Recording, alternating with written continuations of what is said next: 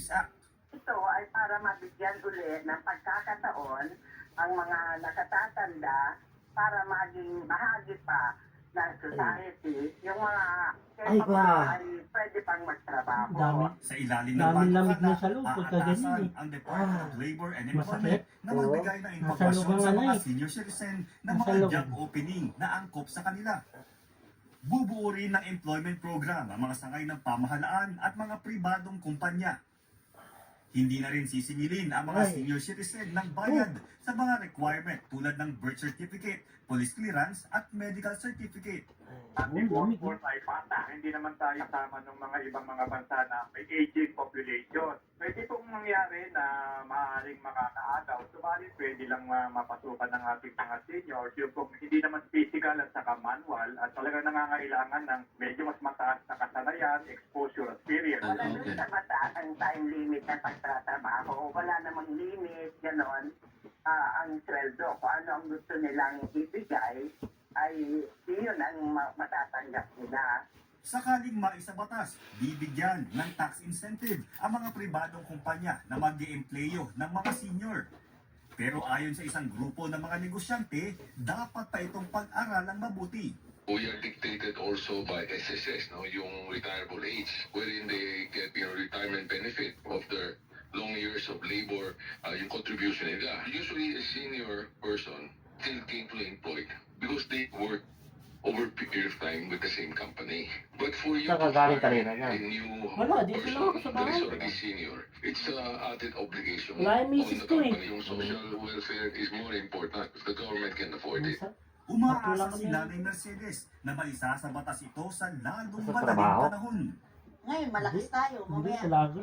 bigla tayo nagkasakit. Kung anong mang batas ng gusto nila sa mga senior citizen, Sa dapat Colombian ba? patupad na.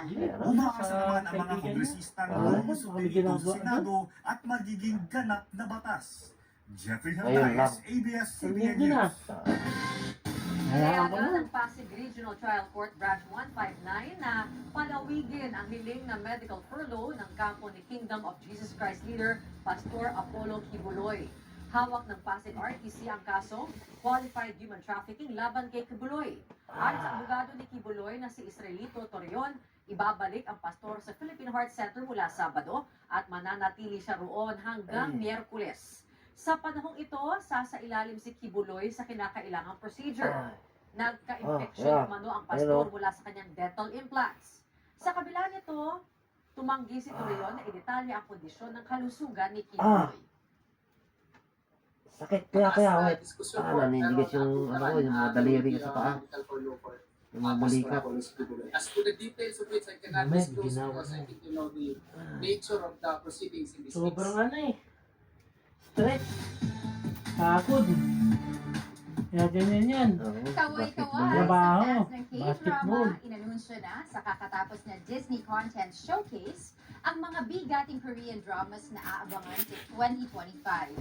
Ilan sa mga ito ay pagbibidahan na Hyun Bin, Park Hyun Bin, Kim So Hyun at marami pang ibang Korean stars. Mula Singapore, nagpapatrol MJ Felipe. Sorpresang dumalo sa Disney Content Showcase ang Hollywood actor na si Anthony Mackie.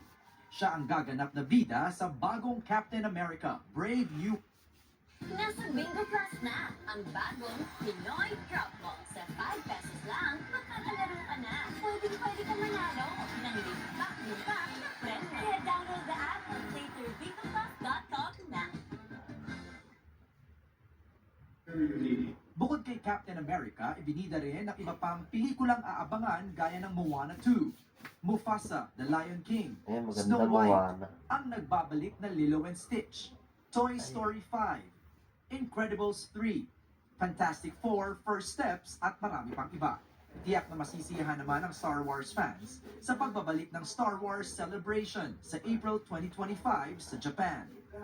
Layo ng Disney na palakasin at patuloy na bigyan ng spotlight ang Asian content. Kaya bukod sa mga Ay, Hollywood kanila movies pala at yung series, Moana. ibida rin nila ang siksik na lineup ng Korean at Japanese content.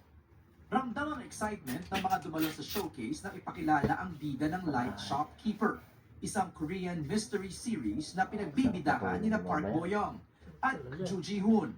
Kasama nilang nakibahagi sa press conference ang direktor na si Kim Hee-won at ang Korean writer at visual artist na si Kang Ful. Diretso sa fan event ang cast kung saan ipinakilala Iisip lang ka? ang pang Sinipon Korean na ako. titles na aabangan sa susunod na Labas taon. na. Oo. Gaya ng knock-off na pagbibidahan ng Korean superstars na sina Kim Soo-hyun at Cho Bo-ah. Mula naman sa pagiging Kanina abogado mamaya sa wala na extraordinary attorney Woo, isang neurosurgeon ang bibigyang buhay ni Park Eun-bin sa Hyperknife kasama ang batikang aktor na si Sol Kyung-gu. May comeback series din ng Korean superstar na si Yoon Bin, ang political drama na may titulong Made in Korea kasama ang kapwa A-lister na si Jung Woo-sung. Kanina. Isang journalist ang gagampanan ni Kim Hye-soo sa Unmasked kasama si Jung Sing-il. Sa treasure hunting sa sentro ang series na Low Life na pagbibidahan nina Ryu Sung-ryong, Yang Se-jong at Lim Soo-jung.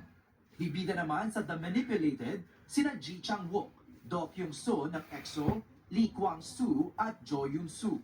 Inaabangan naman ang collaboration ng Hallyu at Hollywood stars sa Nung nakarating Tempest ko kasi nang kasama hindi sina kami John may Cho, siya. Jun Ji-hyun at Kang Dong-won. Saan kayo sa Nueva Ecija? Magpapalik din para Dulo sa kami, pangalawang ah. season ang Panay Garo mabiskaya at na kami, Moving. boundary. Ilang Japanese Kaya- anime series rin ang nakalinyang ipalabas sa Disney Plus sa susunod na taon. MJ Felipe, ABS-CBN News, Singapore. Susunod, pamamahagi ng ayuda sa mga sinalanta ng mga bagyo sa Hilagang Luzon, pinangunahan ni Pangulong Marcos Jr. At Catherine Bernardo ginawaran ng Snow Leopard Rising Star Award sa Asian World Film Festival sa California. Abangan ng iba pang mga balita sa pagbabalik ng Ha? TV Patrol.